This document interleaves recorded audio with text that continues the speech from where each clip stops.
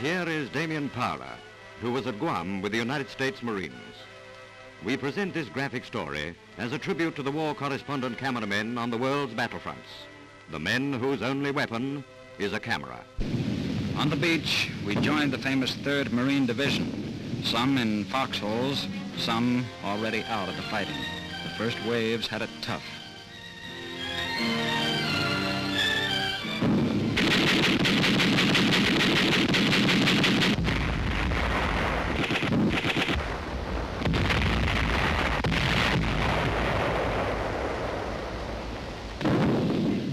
The jungle smells, and it's steaming hot.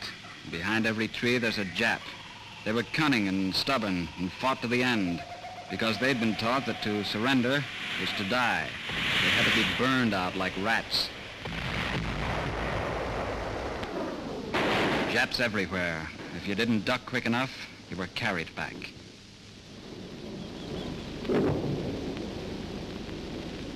We all had known for weeks what we were going to do, and were itching to do it.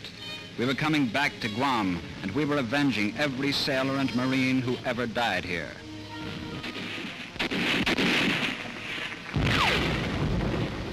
Jap snipers hiding out in Sumai village. Mortar crews open up.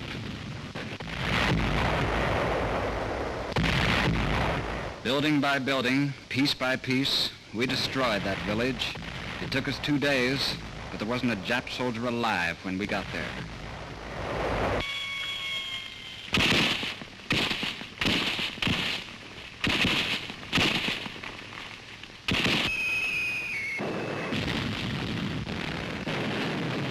Our men didn't like what they were doing much, but it had to be done. Once and for all time, Guam had to be fumigated. That meant dead Japanese, plenty of them.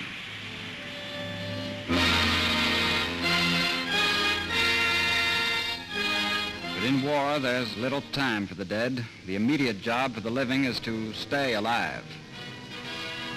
At last, the fighting is over, and time for a cigarette for the boys from back home. Yeah. This was the moment we'd been living and waiting for, all right. I was wishing some of us who hadn't come this far had lived to see this scene. This was the reconquest of Guam.